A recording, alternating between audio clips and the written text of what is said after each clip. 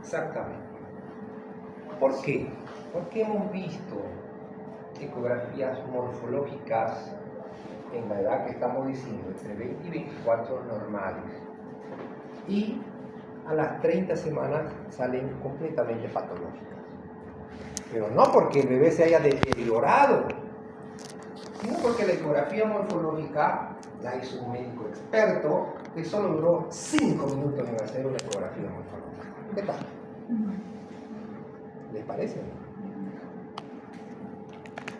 No, ¿verdad? Y el tiempo está diciendo que esa ecografía morfológica está mal hecha. ¿Por qué? La ecografía morfológica debe durar entre 45 a 60 minutos. ¿Ok? Con eso les digo todo. ¿Sí?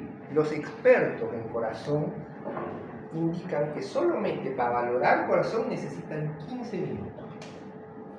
Solo para valorar corazón. ¿Ok? Entonces, una ecografía morfológica debe tomarse el tiempo que necesita. Más aún si fuera doble o triple, ¿verdad? Que va a llevar mayor dificultad.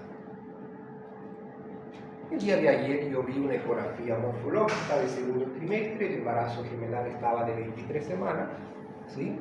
Que en toda la ecografía, creo que tenía como 50 ecografías la paciente. Le dijeron que todo estaba perfecto, que todo estaba normal. En lo particular, ahí sí, yo me voy a la ecografía morfológica cuando es múltiple a las 18, exagerando 20 semanas. ¿Por qué? Porque mismo el hecho que van a ir desarrollando me van a complicar el estudio. ¿Sí? No porque se vean más grandes, ¿verdad? Al contrario, van a estar más pequeños, pero por las partes que tienen, por la postura que van a tener ellos dentro del útero, va a ser más complicado, ¿cierto? Bueno, la paciente llegó, me dijo su FUM, llegábamos con 23 semanas y 6 días por FUM. ¿Okay? Yo dije, ya, de hecho que me va a costar. Con un feto entre 23 semanas y 6 días, una belleza, ¿no? Pero tratando de ser un embarazo doble, ya es complicado. Pero yo empecé a revisar a la paciente y me parecía muy fácil la ecografía. Una pacientita no era delgada, tampoco gordita, pero me parecía muy fácil la ecografía. Y cuando la veía a la paciente, me llamaba la atención el tamaño. ¿Ok? Entonces, automáticamente se relaciona. No puede ser una ecografía gemelar que me esté resultando tan fácil. ¿Es por qué? ¿Quién es el amigo de la ecografía? El líquido. Ella tenía mucho. Ella tenía un polihidratos. ¿Ok? Pero nadie le había dicho. Le dijeron, todo está perfecto. No. Más aún, si es un embarazo gemelar, hay mayor probabilidad de un parto pretérmino. Va a ir aumentando la presión intraútero y se va a desencadenar un trabajo de parto. ¿No? Entonces, esos pequeños aspectos ustedes tienen que verlos. Si bien estamos enmarcando la ecografía morfológica del segundo trimestre entre 20 y 24, el hecho radica en que sea una ecografía diagnóstica, pero para la corrección de defectos fetales. ¿Okay? No hay mejor edad entre la 20 y 24 que diagnosticado el problema se haga la corrección. ¿Por qué? Tenemos buena cantidad de líquido, el feto no está grande, entonces vamos a poder intervenir, vamos a poder corregir en la posibilidad los defectos que vaya a presentar ese feto. ¿Sí? Caso de una espina bífida, se va a llegar a corregir entre esa semana de gestación. Es por eso que enmarcamos, solamente por eso. Después, yo tengo que hacer una ecografía morfológica desde que empieza a mirarse el embrión. Habíamos dicho en la primera clase, ¿qué es lo que vamos a ver? ¿Cómo se van a presentar las estructuras? qué estructuras van a empezar a aparecer de acuerdo a la evolución de la gestación, ¿verdad? Entonces yo tengo que ir analizando cada una de ellas y no confundir. Ustedes saben que en la semana 8 yo tengo una imagen negra dentro de la cabecita del embrión, ¿verdad? ¿Cómo se llama? El romboencéfalo. Que muchas veces, señora, su bebé está viniendo con hidrocefalia. ¿No? Entonces, por eso hay que saber diferenciar y hacer una ecografía morfológica desde que se empieza a mirar el embrión hasta que concluye la gestación. Obviamente, vamos a tener mucha dificultad cuando ya estemos con un feto a término. Ya no vamos a ver el pie como lo vemos en el primero o segundo trimestre, que está estirado con buena cantidad de líquido, ¿verdad? El pie está en cualquier lado, ¿no? Doblado, metido, las manos pueden estar así, a veces están así, o están agarrándose acá abajo, ¿no? Que nos hace difícil la visualización del miembro. Se nos aclara un poco más los órganos intratorácicos, intraabdominales, pero esa es la forma de realizar. Entonces, no nos vamos a quedar solamente 20-24. Señora, tiene 20 semanas, un día va a disfrutar, ya no se puede hacer ecografía. No. El hecho está solamente en la corrección que se pueda dar a ese feto que esté con algún problema. ¿Ok? Bien. Como aspectos importantes y básicos, si ustedes quieren, ¿sí? En la ecografía morfológica, nosotros tenemos que, primeramente, tener presente estos 3 parámetros para evaluar. Yo primero tengo que darle una situación. Tengo que darle una presentación y tengo que darle un dorso. Por favor, no es lo mismo presentación que situación, ¿no? Lo he visto en muchos informes. Situación cefálica. No es lo mismo. Sí, no es lo mismo. Entonces, yo para empezar a evaluar un embarazo, tengo que posicionarlo al feto, ¿verdad? Para así saber dónde voy a ir a estudiar la cabeza, dónde voy a ir a estudiar el tórax, dónde voy a ir a estudiar el abdomen, dónde la pelvis, dónde los miembros inferiores, los miembros superiores, dónde voy a ir a evaluar la columna. ¿Ok? Entonces, tenemos en lo que sería, esta sería una situación longitudinal, ¿verdad? Una situación longitudinal. Y esta sería una situación transversal. Muy bien. Esta sería una presentación cefálica. Y esta sería una presentación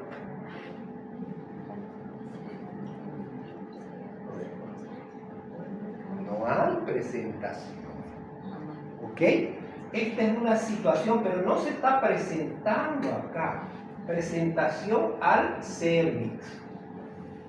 ¿No? Presentación cefálica, presentación podálica. Pero acá no hay presentación. Entonces acá solamente nos guiamos por la situación. Situación transversa. ¿Y transversa qué? Transversa. Nos vamos a guiar por el polo cefálico. Entonces, esta sería un transverso izquierdo.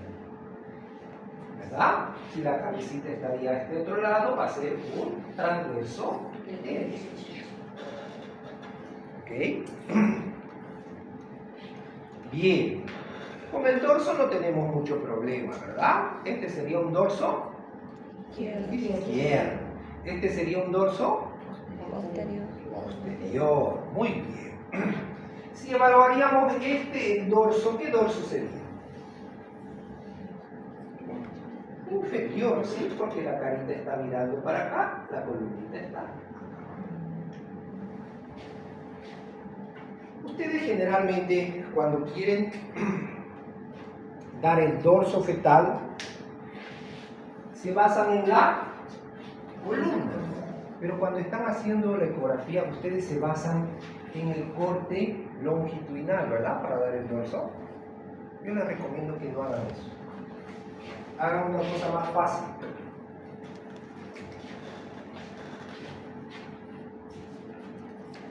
Hagan un corte transverso. Ustedes cuando evalúan al fetito, están determinando el dorso, hacen esto con el traductor, ¿verdad? Sí. ¿Cierto? Siguiendo la columna, ¿verdad? Ustedes roten el traductor 90 grados. ¿Y qué van a ver? Los 3 núcleos de osificación. Desde el cuello hasta la nalga. Entonces no hay donde pelarle. Siempre van a estar presentes los 3 núcleos de osificación. Entonces, si mis 3 núcleos de osificación están ahí, ¿qué dorso sería? Este va a ser derecho, este va a ser izquierdo, este va a ser superior, este va a ser...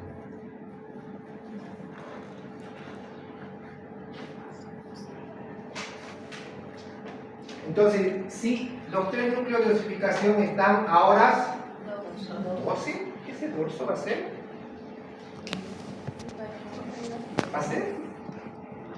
anterior.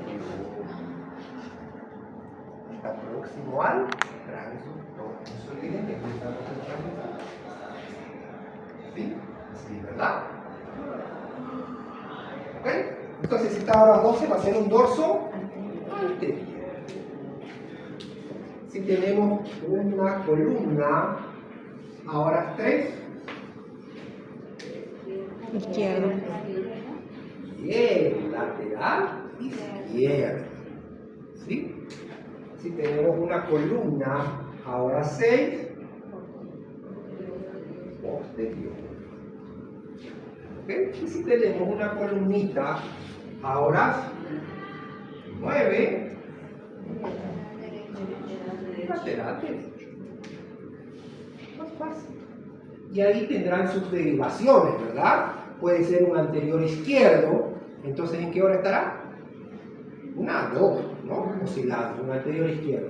Un posterior izquierdo. De 4 a 5, ¿verdad? ¿Sí? O de 3 a 6, si ustedes quieren, cualquiera de esos. Si tenemos un posterior derecho, propio. Y si tenemos un superior derecho. ¿Ok? Esa es la forma más práctica de definir el dorso. Entonces, cuando yo hago este estudio, el dorso estará ahora, ¿verdad? ¿Se entiende o no se entiende? Solo estamos haciendo un corte transverso al abdomen y ahí vamos a identificar dónde está la columna. ¿Okay? No se olviden que los 3 núcleos de osificación están desde la primera vértebra hasta la última vértebra. ¿Okay? En este caso, ¿en qué hora estaría la columna? 6.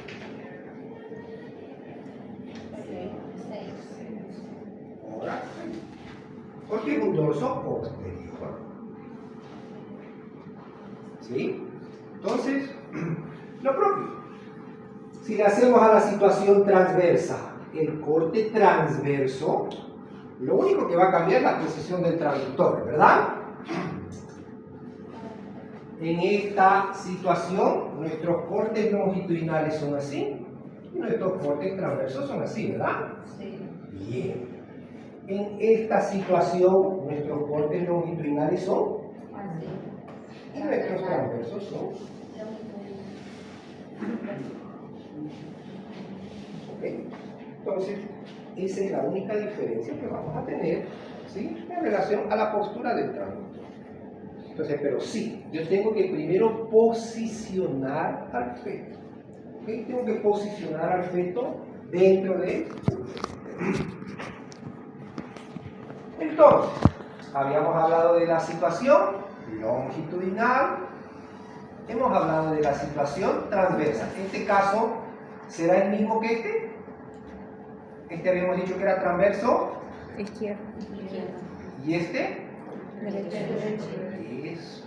¿Por qué? Porque el polo cefálico está a la derecha. ¿Y esta? Muy bien. ¿Y qué oblicuo? Derecho.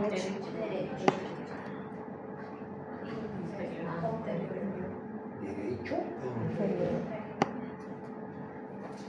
La cabecita puede estar abajo a la derecha, arriba a la derecha, arriba a la izquierda, abajo a la izquierda. Entonces nunca se olviden que un feto no siempre va a estar o longitudinal o transverso. También puede estar oblicuo.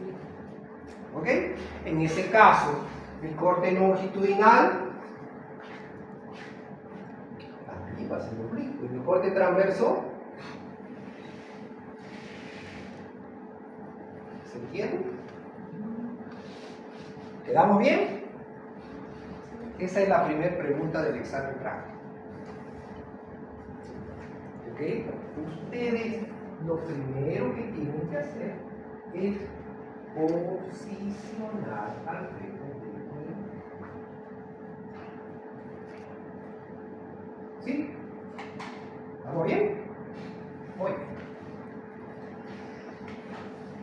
Habíamos hablado entonces de la situación, de la presentación y del 2. Ya lo posicionamos al feto. Posteriormente vamos a ir a evaluar los accesorios que tenemos dentro. ¿Sí? Que no solamente vamos a ir a evaluar al feto, sino placenta, líquido, miometrio, ovarios, ¿no? Para decir y también de alguna manera podemos ver si va a haber alguna complicación con ese embarazo. ¿Ok? Bien. ¿Qué aspectos tenemos que tomar en cuenta acerca de la placenta? Primero, la posición. ¿Dónde está posicionada esa placenta? Bien. ¿Cierto o no cierto? Pregunta. ¿Hasta qué edad gestacional tiene un movimiento fisiológico la placenta? 23. ¿Quién da más? 23 a la 1. 23 a la 2. ¿Quién da más? Yo cuando pregunté la primera clase, cerca del 80% hacían error. ¿Cuándo o hasta cuándo se da una migración fisiológica de la placenta? ¿Hasta qué edad gestacional?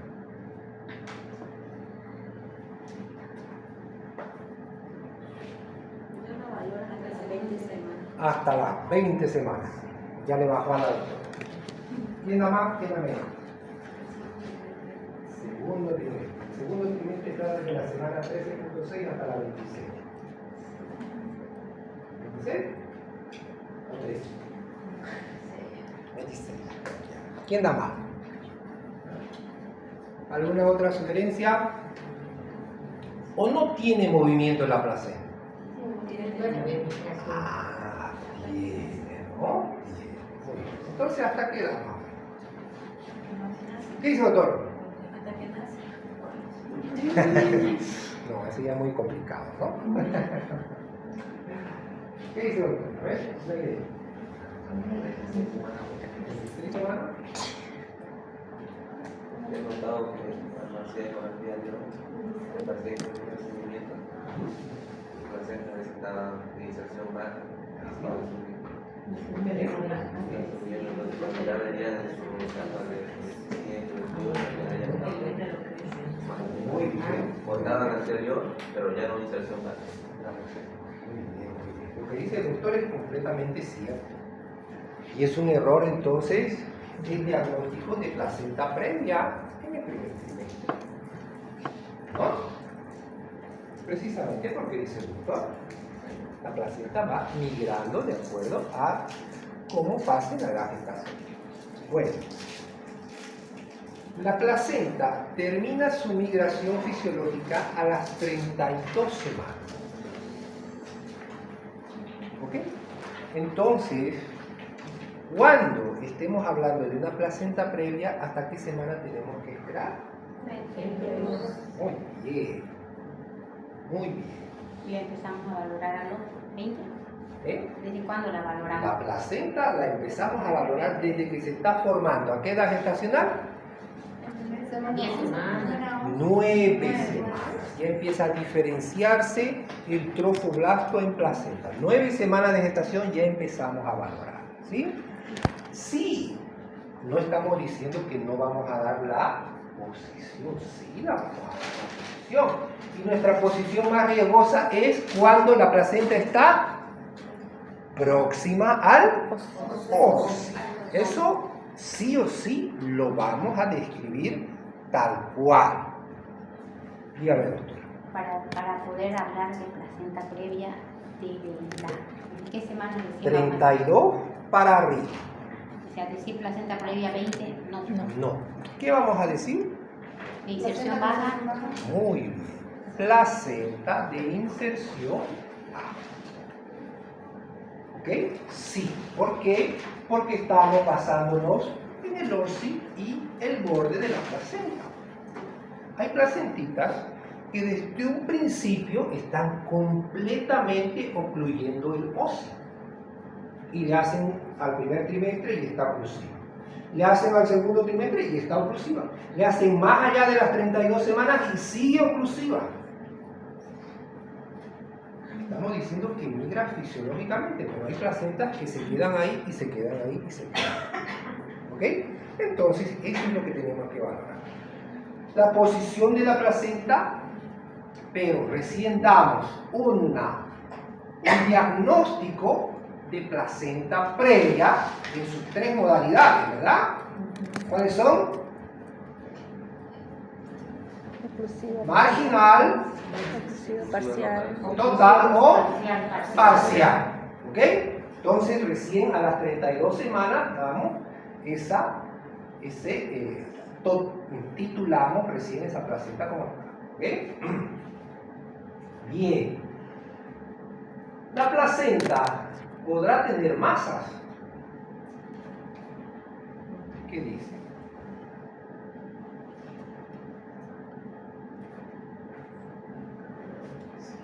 Sí, hay tumores de placenta. El coriocarcinoma, el coriohemangioma. ¿Ok? Hay tumores de placenta.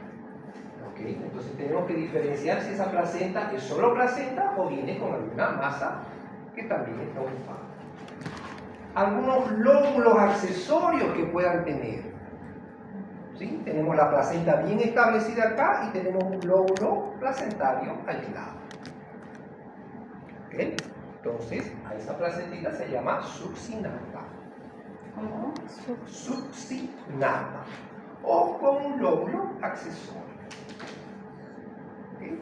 Entonces, sí tenemos que valorar nuestra placenta. Y otro factor importante de la placenta, ¿cuál es? Hablando de su inserción. Hablando de su inserción de la placentita en el útero. ¿Qué tenemos que tomar en cuenta? O se inserta nada. El acretismo. Eso, el acretismo placentario. ¿Sí? En la actualidad que ha sido un aumento en la frecuencia de acretismo placentario precisamente porque ya ninguna mamá quiere tener un parto normal, ¿verdad? Toda la mamá va a cesárea. Entonces, si una placenta está inserta en cara anterior y próxima a la cicatriz de la cesárea, es mucho más riesgoso que tenga un acretismo placentario. No es la única forma de acretismo, por si acaso, no solamente cuando esté en cara anterior va a ser acretismo. Puede ser que una placentita en cara posterior o fúndica también haga crecer, pero es mucho menos frecuente. ¿Okay? Siempre es mucho más frecuente en cicatriz previa. ¿Okay? Entonces a tomar en cuenta también esa. Otro aspecto que tenemos que tomar en cuenta es el líquido amniótico. Sí, a ver. Me dejo con la cabeza así todavía. Había unos términos. Acreta, Percreta, increta. pero ya no. Ese es en relación con la invasión que va a tener al miometrio, ¿verdad? ¿Qué es nuestra placentita? Primero, la placenta acreta, la que está menos del 50%. La increta es la que está más del 50% de miometrio y la percreta es la que completamente perfora los vasos en miometrio. ¿Sí? ¿Cómo dijo, no? Tenemos tres: la acreta, la increta y la percreta, ¿no? Eso es en relación cómo va a estar invadiendo la placenta al miometrio, ¿no? Para valorar eso, ¿tengo que ponerle Doppler? ¿O cómo lo voy a valorar? O a simple vista voy a ver la invasión. Vamos a verla con un examen 2D normal y también nos vamos a auxiliar con el Doppler. ¿Usted tiene algunas imágenes o ha visto alguna paciente? Porque Sí, yo acá solamente hemos visto acá en la práctica yo solo lo he visto por... que hacemos, acá hemos visto placentas percretas, que los vasos placentarios estaban perforando la vejiga. Hemos visto acá, ¿sí? Y con ustedes vamos a aprender a diferenciar, ¿sí? En la práctica vamos a aprender a diferenciar. Generalmente, ¿cómo lo vamos a diferenciar? Nosotros tenemos bien establecido lo que es la placenta, el miometrio y el lecho vascular retroplacentario. ¿Sí? Toda inserción placentaria tiene que tener un lecho vascular retroplacentario. ¿Cuánto tiene que medir? 2 milímetros a más. Mide 2 milímetros a menos y ya estamos con sospecha de un acretismo placentario.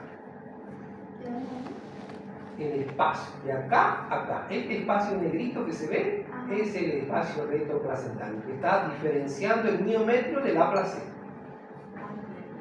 ¿Ok? Entonces nuestro límite 2 milímetros. Menos de 2 milímetros, sospecha de acretismo placentario. Más de 2 milímetros, normal. ¿Ok? Bien. Segundo aspecto a tomar en cuenta: los vasos del lecho retroplacentario se van a dirigir en dirección a la longitud de la placenta, o sea que van a ser paralelos a la placenta, ¿sí? Así van a transitar los vasitos. ¿Me dejo entender? Cuando estamos frente a un acretismo placentario, los vasos se van a poner perpendiculares, o sea, van a ir a ingresar al miometrio. Esa es la diferencia que vamos a hacer con un Doppler corto. ¿Ok? Ahora, Ahí no se ponen acá, derecho. Porque estamos diciendo que los vasitos van a correr así, ¿verdad? Pero en el acretismo van a correr así, perforando al miometrio. ¿Ok? Ahora, si bien un poquito más adelante vamos a mirar lo que es Doppler, ¿sí? En detalle, ¿verdad? Pero no es solamente apretar el colorcito y ver. No se olviden que estos vasitos son de baja resistencia, de bajo flujo. Entonces a veces nosotros le colocamos el Doppler, y eso hablo de manera general, a cualquier masa. Le colocamos Doppler, no tiene flujo, está bien, está normal. Doppler negativo. No. Habíamos hablado en la anterior clase que la escala o PRF es un factor importante. Cuando yo tengo un vaso de bajo flujo, yo tengo que bajar el PRF. ¿Hasta cuánto habíamos dicho? 2 veces. ¿Sí? Entonces yo tengo que modificar el PRF. Y lo mismo ocurre acá, tengo que utilizar un PRF bajo. ¿Ok? Dígame, doctor. lecho placentario, doctor. Ujú. Tiene que ser una medida, tiene alguna característica de cómo medirlo. Solamente en sentido perpendicular al eje de la placenta. Desde este borde acá, de este borde acá. ¿Sí? Ese negrito nada más que está en ese espacio. Solo 2 milímetros. Más de 2 milímetros. Más de 2 Más de 2 milímetros. Menos de 2 milímetros. Ya estamos en eso. Entonces ahí es cuando ya hay que hacer los dobles. Bueno, en la práctica no se hace bien. Ahí ya tenemos que estar sospechando de un atletismo placental. ¿Ok? Bien. Entonces, habíamos estado hablando del líquido amniótico, ¿verdad? Que es otro accesorio del embarazo que también voy a evaluar. También otro accesorio que voy a evaluar va a ser, ¿qué es esto? ¿Qué es esto?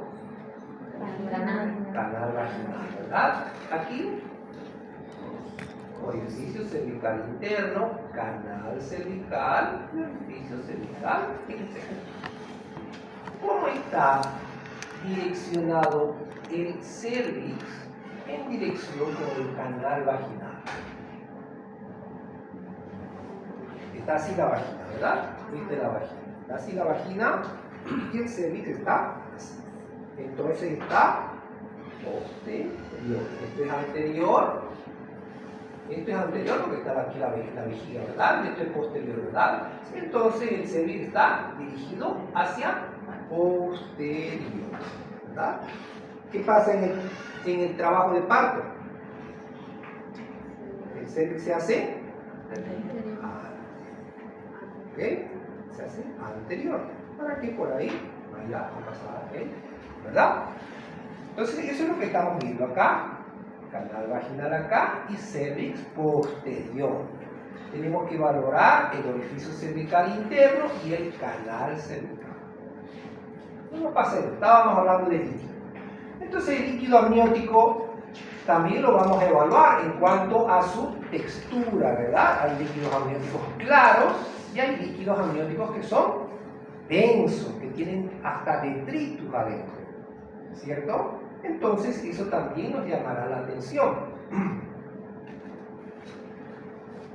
Esto, que eran los grados de maduración de grano, en la actualidad ya está desechado.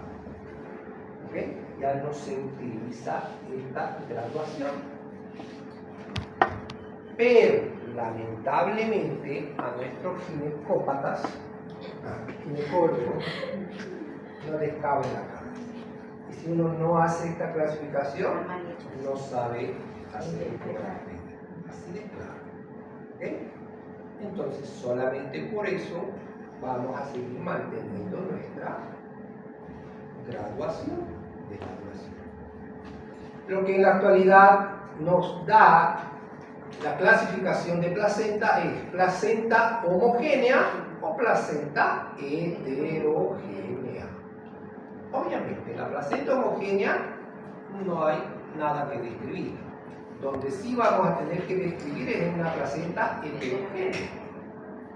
La placenta heterogénea que solamente puede tener calcificaciones puntiformes, que puede tener dentaciones, calcificaciones más manifiestas en el lado materno, o podemos tener ya la división de los cotiledones con presencia de calcificaciones y también infartos placentarios. ¿Sí? Entonces, esa es la manera de clasificar ahora nuestra placenta homogénea y heterogénea. ¿Ok? Cuando nos referimos al líquido, debemos valorarlo de esta manera, haciendo un índice de líquido, ¿no? ¿Qué es lo que vamos a hacer?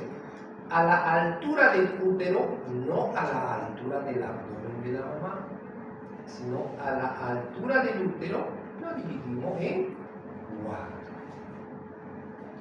Y catalogamos y valoramos cada uno de los bolsillos. Los bolsillos superiores y los bolsillos inferiores. Fíjense cómo está el transductor, ¿en un corte transverso?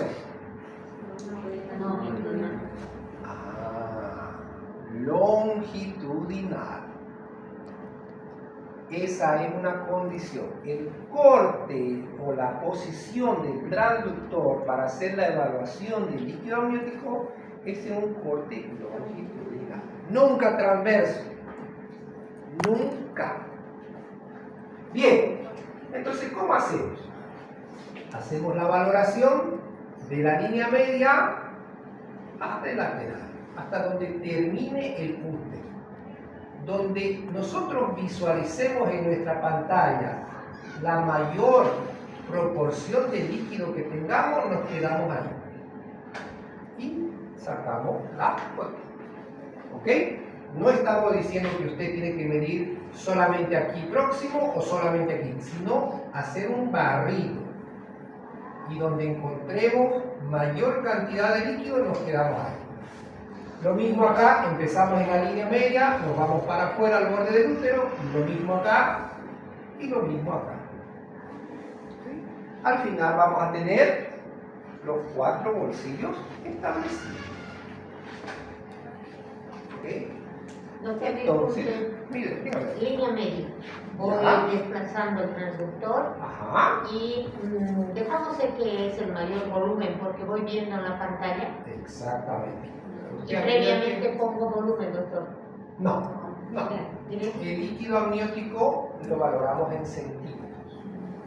Usted lo que solamente va a hacer con el transductor va a hacer correr el transductor y donde vea mejor bolsillo, el bolsillo más amplio, ahí se queda y frisa.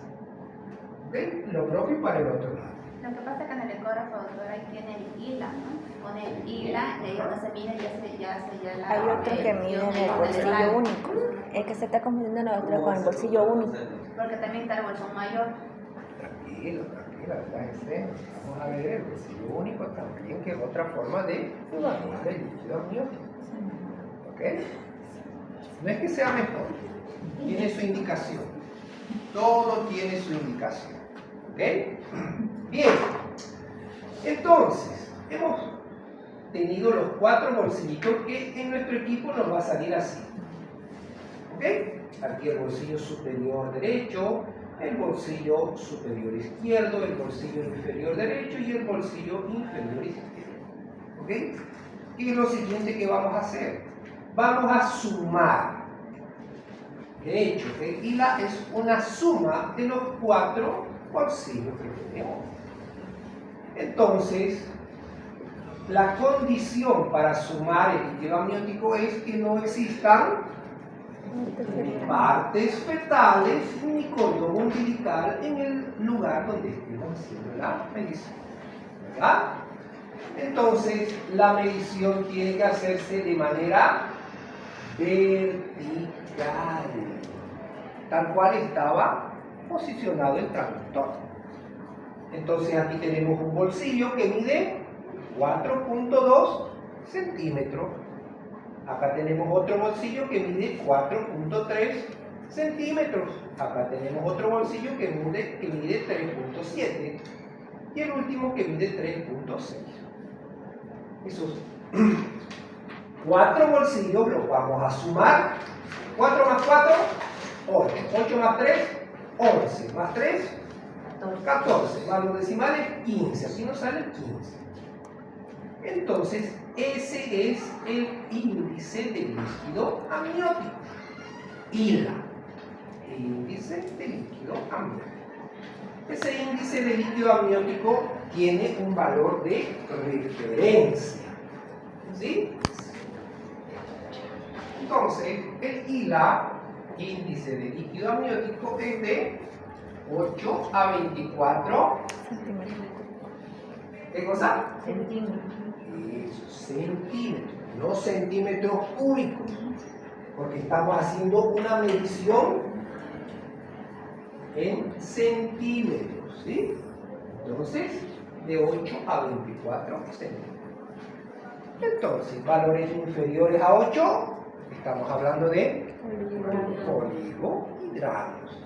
Y valores superiores a 24, estamos hablando de polihidratos. ¿Ok? Este valor del ILA se considera hasta las 30 semanas. ¿Por qué? Desde las 18 hasta las 30 semanas. ¿Por qué? Porque más adelante va a ser imposible encontrar un espacio sin partes, sin cordón. Fisiológicamente,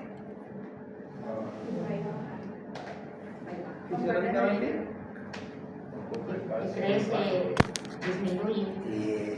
fisiológicamente va a ir decreciendo el líquido amniótico. ¿Ok? Entonces, esos valores solo son para de 18 hasta 30 semanas. Después, ¿qué vamos a hacer? Irnos precisamente al bolsillo mayor. ¿Ok? El bolsillo mayor lo tomamos tal cual. Vamos a dividir el útero en 4 y nos quedamos con el bolsillo que esté midiendo más. En este caso sería este, ¿verdad? Y los valores del bolsillo mayor van a cambiar ahora. Ya no van a ser con el ILA de 8 a 24. Y el bolsillo mayor va a ser entre 2 y 6 centímetros. ¿Ok? Valores inferiores a 2, estamos hablando de un oligohidratos. Valores superiores a 6, estamos hablando de un polihidrato. ¿Ok? Dígame, doctor. ¿Cómo decía, doctor, que de qué edad se mide el bolsillo mayor? De 18 semanas a 30, el bolsillo mayor, de 30 para arriba.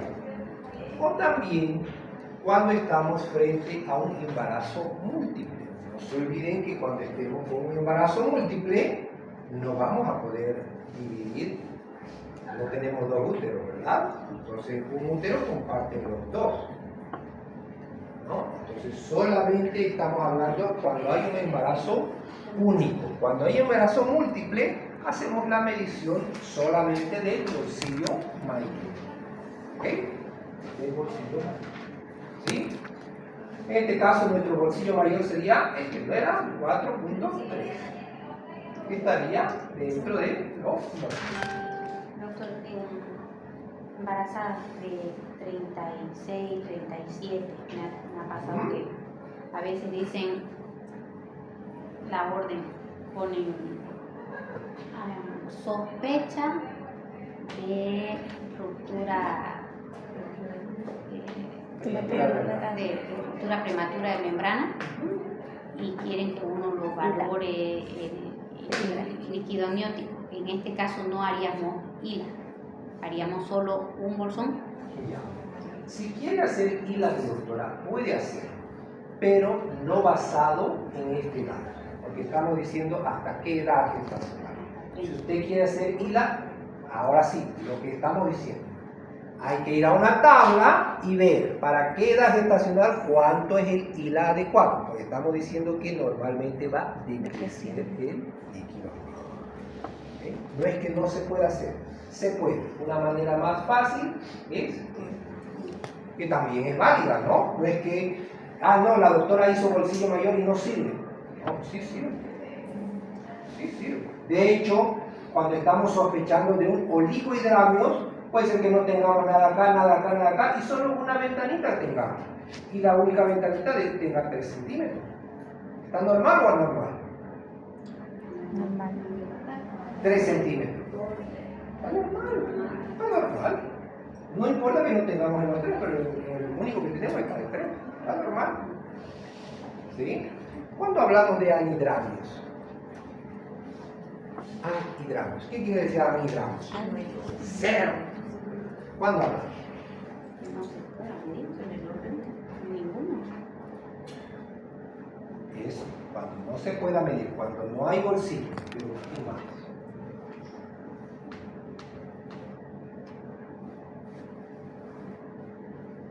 ¿Qué hace el feto? El estómago De vacío, la glute, bebida ¿verdad? ¿Qué vacía. de glute? Líquido. Líquido. Y si no hay líquido, vamos a ver estómago. Entonces, cuando hablo de anhidramios, cuando no vea,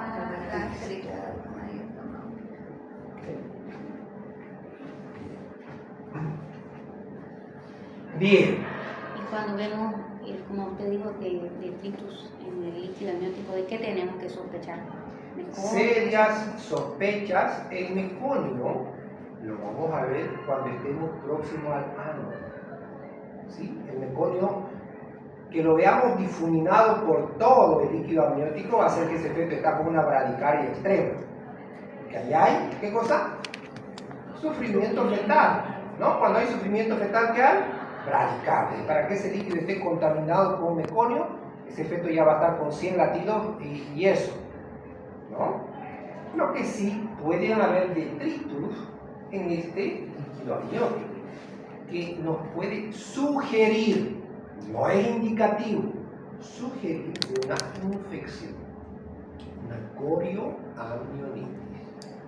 Nos sugiere, ¿ok? Ahí habría que hacer una punción, ¿sí? Una amniocentesis para ver y estudiar el líquido amniótico. ¿Okay? Y si encontráramos al polihidramio, ¿qué podríamos sospechar en eso? Generalmente son dos las causas. Una, que son causas de membranas, no se olviden que las membranas también son las que producen líquido amniótico, o es una causa fetal, una anomalía fetal.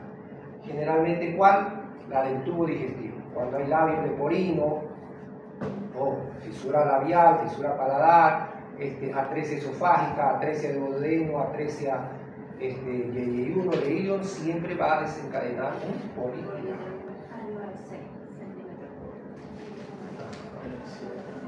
Cuando encontremos ausencia de vejiga, Bueno, sospecha, no solamente. ¿podemos esperar Claro, se esperan 20 minutos. Siempre. Si no ven estómago, 20 minutos. Evaluar. Si no ven vejiga, 20 minutos. Evaluar. ¿No? Ahora, si no vemos, pues bueno, seguramente hay algo a nivel renal.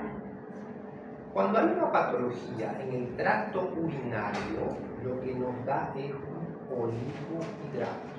Quistes renales, pielestasias, hidronefrosis, agenesia renal, nos da un oligohidrato. ¿Ok? Entonces, patología del tracto digestivo, polihidratos. Patología urinaria, oligohidratos. ¿Ok? Si tuviera menor la cantidad de líquido, ya podría sospechar alguna patología. Ahora, digamos, si tuviera bien el líquido, pero hay ausencia de vejiga, Evaluar de nuevo. evaluamos nuevamente la boca, esperar unos 20 minutos. Y si nuevamente no hay, digamos, hipotéticamente, ¿Qué podemos hacer? Confirmar si tiene o no tiene vejiga, ¿no? ¿Cómo la vamos a confirmar? Con el... ¿Dónde está mi amigo? ¿Quién es este? ¿Qué pasa con el cordón después de que ingrese en el abdomen? Porque yo tengo que estar seguro que estoy en el lugar donde está la vejiga. Porque si yo hago un corte más alto, no voy a encontrar vejiga. Entonces, ¿cómo estoy seguro que estoy en el lugar donde tiene que estar la vejiga? Haciendo un seguimiento de las arterias umbilicales que van a rodear. Eso, voy a ver las arterias umbilicales cuando están dentro del abdomen, van a ir hacia atrás y hacia abajo y van a rodear la vejiga.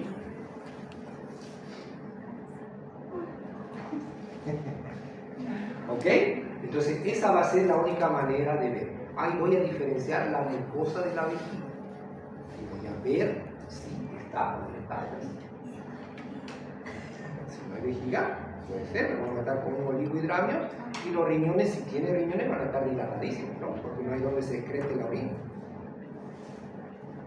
Claro, una agenesia de uréter o un pinzamiento de uréter que sea bilateral, no vamos a ver vejiga, pero vamos a ver unos riñones que están completamente dilatados. ¿Sí? Ahora, la agenesia renal puede existir, pero ¿qué va a pasar? va a aumentar. Este efecto va a aumentar. 20, exagerando 20 semanas y 90. En la genesia renal no hay mucha sobrevida del feto. Bien, entonces eso relacionado al líquido amniótico. Entonces tenemos dos formas de medir, ILA y bolsillo mayor. Habíamos dicho que vamos a valorar el cervix. Yo valoro el cervix por vía abdominal o por vía transvaginal.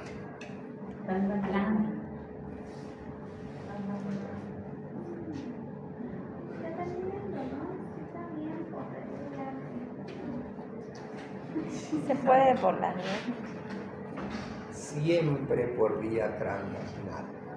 Nunca por vía pelvis. ¿Por qué? Primero que no tengo buena calidad de imagen. ¿Sí? Luego que podemos hacerle llenar la vejiga. No puedo hacer llenar la vejiga. ¿Por qué? Porque este aumento de presión, si estaría dilatado el cuello, la va a aplastar. Entonces me va a dar un falso negativo. La vejiga siempre tiene que estar vacía para evaluar el cervix. Y siempre la voy a hacer por vía transvaginal. Tengo que evaluar el orificio cervical interno, tengo que evaluar el canal cervical y tengo que evaluar el orificio cervical externo. ¿Cuánto tiene que medir el cervix?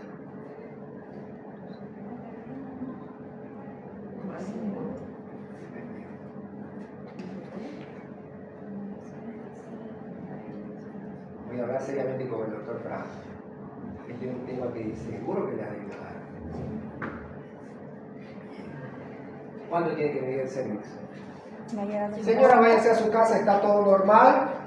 No tiene riesgo de una amenaza de parto fetal. Señora, intérnese ahora mismo que le van a hacer un cerclaje, le van a colocar un pesario, porque sí tiene una amenaza de parto preterno. ¿Basado en qué?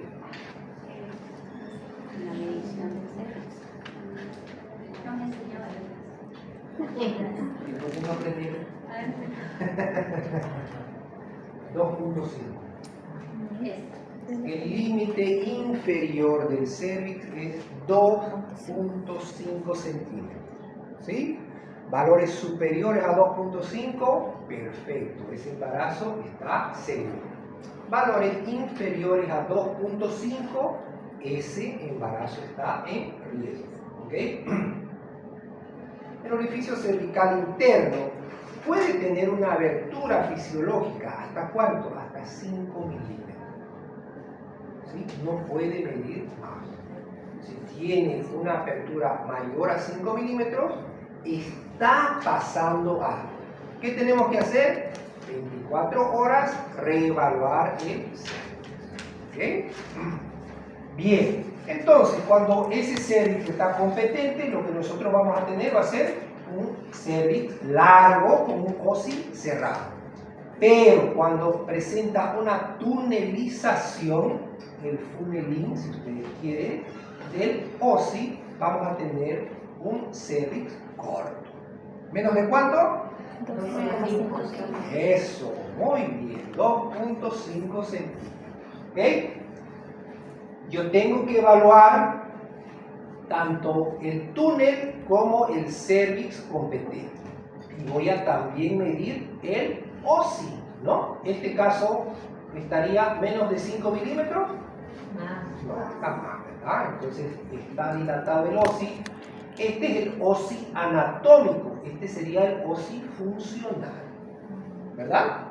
Ya está actuando como un orificio cervical interno funcional, pero no es que sea el orificio cervical interno, el orificio cervical interno está acá. Esto es solamente la apertura del canal cervical. ¿Ok? Bien. Acá 1.7, 7 milímetros el OSI. Abierto, ¿verdad? Entonces aquí sí hay una amenaza de parto. ¿Cuándo vamos a ver más esto? Por hidramnios habíamos dicho, o embarazo múltiple. ¿Sí? Ahí sí hay que tener mucho cuidado. Doctora, pacientes, por ejemplo, de 38, 39, nos ponen valorar cervix, trabajo de parto, porque lo ponen. Yo no voy a contar nada.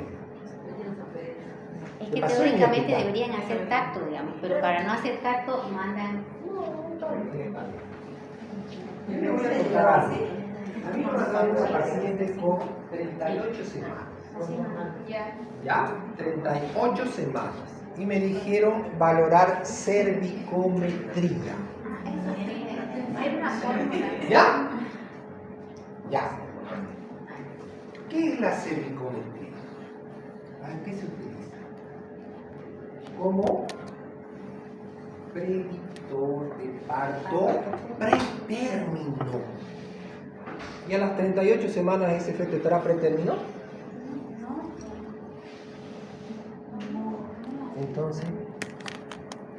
Entonces, ¿está bien pedido? Pero lo hace. Pero ya Es algo absurdo, no se puede hacer porque es predictor de parto pretérmino. Tenemos que tener cuidado de que no se salga antes el bebé. Pero si está de 38 semanas. No, que no nazca, está de 38, que no nazca, no. Entonces, la psicometría podemos hacerla desde el segundo trimestre. Sería lo adecuado que nos pidan ahí el ginecólogo. No. Sabrá para qué, ¿no? Lo que vamos a hacer normalmente, porque no las vamos a hacer por vía transvaginal a las pacientes. ¿Sí? Cuando estemos en la práctica no vamos a hacer transvaginal, porque generalmente las pacientes no quieren. Pero sí vamos a valorar, aunque no sea lo adecuado, sí vamos a valorar por vía pélvica el cuellito, ¿ok? Como estamos viendo acá. ¿Sí? Vamos a valorar, vamos a ver. Yo les voy a enseñar a cómo diferenciar el orificio cervical interno, el orificio cervical externo y el canal. Y ahí los vamos a medir. Sí vamos a hacerlo con la vejiga vacía, ¿sí? Para tener mejor sensibilidad. No es lo correcto, vuelvo a repetir. Lo correcto es por vía transvaginal. Pero sí lo vamos a evaluar. Hemos visto ocasionalmente, sí, pacientes a veces que tienen 1,5 centímetros, 1 centímetro de cervix, ¿sí? Con el túnel ya bien establecido, ahí sí hacemos por vía transvaginal, porque ya estamos mirando que está tunelizado. Y hemos ido a la vía transvaginal y efectivamente estaba tunelizado. Entonces a esta paciente que le decimos, señora, vaya por su ginecólogo porque se va a salir su bebé. ¿No? Está con una incompetencia ísmico-cervical. ¿Ok? Bien, entonces sí vamos a hacerlo, pero les digo que lo adecuado siempre es por vía transvaginal. ¿Ok? Bien, siempre ver el cordón. ¿Cuántas arterias hay en el cordón? Dos. La disposición puede ser variable, no siempre puede estar así. ¿Sí? Una arteria puede estar aquí, otra arteria puede estar aquí. Pero siempre evaluar. Antiguamente se consideraba cuando había una sola arteria umbilical que había alto riesgo de cromosomopatía. Generalmente, ¿cuál? Disonía 21. Actualmente no es así. Es más, hemos tenido 2 alumnas de maestría, ¿sí? Que han tenido una sola arteria umbilical. Hemos seguido el tratamiento durante el seguimiento durante la maestría y han nacido perfectos sus bebés. ¿Okay? Entonces, antes era eso, ahora no, pero siempre hay que evaluar que están 2 arterias y su vena, siempre las 2 arterias de menor calibre y la vena más gruesa. Doctor, la doctora me dijo que tengo circular de cordón a las 20 semanas y ahora ¿qué va a hacer? Mi bebé se va a ahorcar. Por favor, el circular de cordón, si en verdad es circular, solamente diagnostíquenlo a partir de las 35, 36 semanas, no antes. ¿Quién se pone el cordón al cuello? El feto. ¿Quién se lo saca?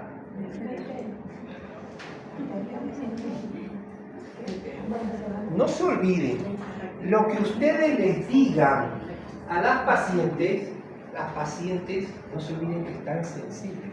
Aparte de la autorita, ¿cuántas son mamás acá? 1, 2, 3. Muy bien. ¿Y cómo han estado cuando estaban embarazadas? ¿Estaban del mismo ánimo que están ahora? No, ¿verdad? Siempre están pendientes. Obvio, si es un producto esperado, ¿no? Entonces siempre va a estar pendiente. Y por más que le diga lo que le diga la doctora, y la otra doctora le dice otra cosa, siempre se queda la mamá con esa sugestión de lo malo, ¿verdad? Entonces, no. Circular de cordón, no se toma en cuenta hasta antes de las 30. ¿Cuál es el mayor riesgo del circular? ¿Cuándo? Cuando esté naciendo, ¿no? ¿Y cuándo van a hacer? ¿A las 20 semanas? No. Entonces, ¿para qué diagnostican a las 20? ¿Sí? De las 35 para arriba. Y tampoco se hace un corte sagital, porque ¿qué pasa? Generalmente hacen un corte sagital y el cordón está acá, ¿sí? Y ahí le ponen circular de cordón. Ese no es un circular, ese es un cordón nucal, está corriendo por acá. No está circular, circular es que esté circulando, que dé la vuelta del cuello, ese es un circular. ¿Y cómo se diagnostica? Con un corte transverso, no con el sagital. El corte transverso nos va a mostrar el cuello y ahí las vueltas del cordón. Entonces, calma, ¿sí? Calma, de las 35 para arriba, antes no. Ahora, el cordón lo tenemos que buscar desde que sale de la placenta hasta que se inserta en el cordón, en el ombligo, en el feto. ¿Ok? ¿Por qué? Puede ser que tengamos un cordón corto. Tuve un feto, sí. El feto estaba perfecto. Hicimos un doble. ¿Ok? Pero yo le buscaba el cordón y nunca lo encontré. El cordón medía 3 centímetros. ¿Sí? Estaba la placenta y el feto ahí. Pero el feto se movía perfecto. El biometría estaba normal. ¿Sí? Solo que el cordón era corto. Me costó un montón para hacerle un Doppler de la umbilical. Entonces, eso es que hay que tener cuidado. Que el cordón sea corto. Que tengamos un nudo de cordón. Puede tener 4 vueltas aquí. Tiene un nudo acá y se muere el feto. No fue por esto, fue por el nudo. ¿Ok? Eso es lo que tenemos que ver. Que cómo está el cordón, tiene los 3 vasos, está de longitud adecuada.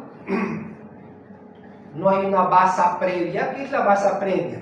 Que cuando estamos viendo el cervix, lo primero que está abajo es el cordón. Entonces, cuando haya un trabajo de parto, ¿quién va a quedar atricionado acá? El cordón. ¿Por qué? Porque va a salir el cordón primero y luego va a salir la cabeza. Basa previa. ¿Y ahí qué va a pasar? Estas son las cosas que nos tienen que ver. No es circular. En lo personal, peleo por los ginecólogos. Ecografía Doppler, descartar circular. No encuadra. Entonces, todo tiene su indicación, ¿ok? Entonces, siempre también evaluar el cordoncito, pero desde ese punto de vista, ¿ok? Bien. Doctor, escuché, no sé si estoy en lo correcto, que cuando hay ausencia de la arteria umbilical, en el cordón, ¿se puede sospechar una genesia renal? No, no es cierto. No es cierto. Lo que sé, como le digo, lo que antes se tomaba muy en cuenta era un marcador fuerte de trisomía. Son marcadores fuertes, la translucencia, el hueso nasal, el reflujo tetrofídico, ¿no? Entre ellos estaba una arteria sola umbilical. Ahora no. ¿Sí? Ahora no. ¿Okay? Bien. Y la doctora me decía que también se relaciona con agenesia renal. No, tampoco. ¿Ok? Bien.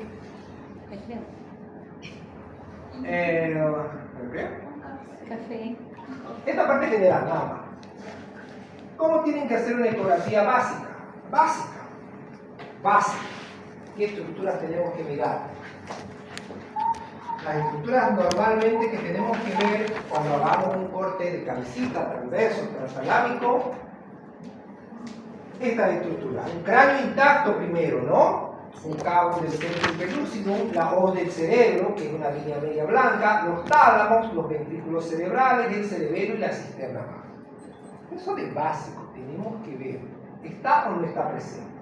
En la cara tenemos que ver ambas órbitas, el perfil medio, la boca, el labio superior que esté intacto. ¿Ok?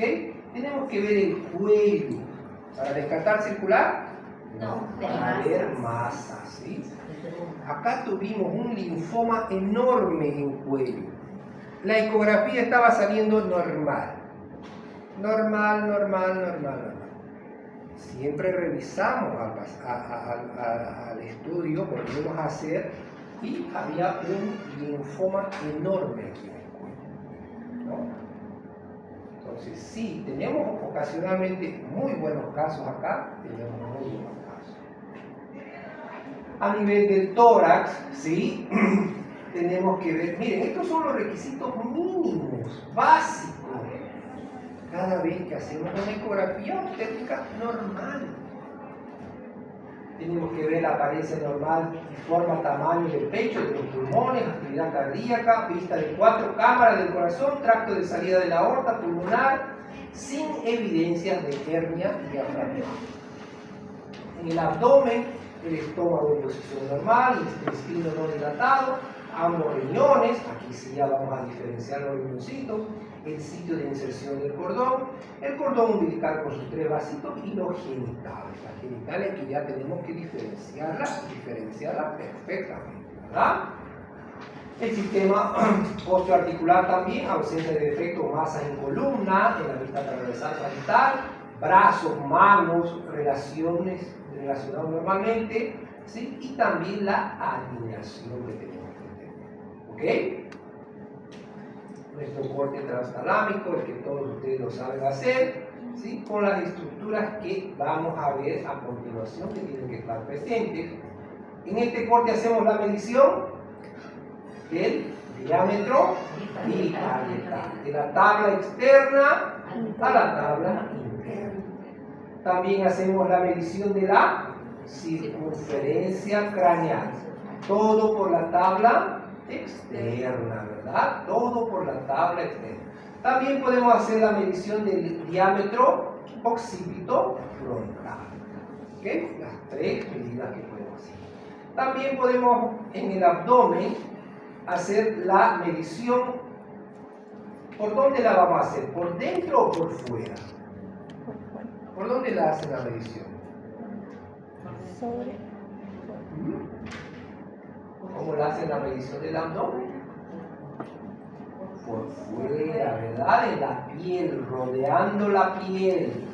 ¿Sí? Rodeando la piel. Y la longitud del pene. ¿Ok? Y ISUOC también nos presenta un informe de ecografía normal, sencillo, práctico. Normal, anormal, no se ve. Estamos hablando de cráneo, estamos hablando de cara, estamos hablando de tórax, corazón, abdomen, ¿sí? Estamos hablando de columna y estamos hablando de miembro. Facilísimo, sencillo. ¿Sí? Si ustedes aplicarían esto, perfecto. Aquí está placenta, líquido amniótico, las medidas que vamos a tener de la biometría y la conclusión. ¿Sí? Sí o sí nos hacen fácil la valoración con este checklist, ¿no? ¿Se ve o no se ve? ¿Se ve o no se ve? Normal o normal, normal o normal, ¿eh? ¿Ah? ¿Qué dice acá? ¿Aquí nada? ¿No se ve nada? Véngase para adelante, doctor. Bien, la biometría, ¿qué saben? Diámetro biparental, perímetro cefálico, perímetro abdominal, longitud femoral. ¿Para qué nos sirve esto? Edad estacional. Edad gestacional. Y la edad gestacional, ¿sí? Siempre va a tener un rango. Por eso yo les había mencionado de aquí en adelante no se olviden de los percentiles. No a la letra muerta. Por última regla tiene 36 semanas. Hacemos la ecografía. 35 me salió. 34, 33. Está mal hecha. No está mal hecha. Solo que está en un percentil inferior. ¿Sí? Un feto, ¿sí?, que está alrededor de las 40 semanas puede pesar entre 2 kilos 700, 2 800 o pesar 4 kilos. No todos van a pesar los 4 kilos, ¿verdad? Pero por eso no quiere decir que está mal el feto. Estará mal si es que a las 40 semanas está pesando menos de los 2 kilos y medio. Ahí sí está fuera del percentil 10, fuera del límite inferior. ¿Okay? Pero si está entre el percentil 10 y el percentil 90, pues está normal. Y si está sobre el percentil 90, ¿estará normal? No, es un macrosómico, ¿verdad? Entonces no está normal. ¿Ok? Para eso nos sirve, ahí está, 20 semanas. ¿Cuánto debería pesar? ¿Hasta cuánto debería pesar? ¿Cuánto es la media? ¿Ok? A las 40 semanas, ahí está, 3 kilos, 4 kilos groseros. Lo mismo, tanto para el peso como para cada biometría, tenemos percentiles. Para la cabeza, ¿sí?, tenemos un percentil según la edad gestacional. Por eso no todas las cabecitas, no se vayan a la línea muerta, no a lo que dice el ecógrafo. Ah, me sale el promedio 33 semanas, pero debería tener 36. Está mal. No está mal, está bien, porque está sobre el percentil 10. Solamente que no está tan grande como se espera, está normal. Ahora, si está debajo del percentil 10, ahí sí sospecho de qué. Micro. Restricción de crecimiento. De una restricción de crecimiento intrauterino. Ahí sí. Ese feto está sufriendo dentro del útero, no está desarrollándose bien. Las causas múltiples. ¿Sí? ¿Qué sería la consideración? Hacer una ecografía Doppler. El Doppler sale patológico, afuera bebé. ¿Por qué? Porque no está cómodo, no está en un ambiente favorable, está sufriendo, se va a morir ahí adentro. Entonces hay que sacarlo. Entonces, eso es lo que nos indica la valoración entre personas. ¿Ok? ¿Alguna pregunta? ¿Alguna duda? Bueno, a su vuelta vamos a ver los 24 cortes de ecografía morfológica que vamos a realizar en cada estudio que hagamos. ¿Ok? Vayan a tomar un cafecito, vuelvan con las pilas cargadas.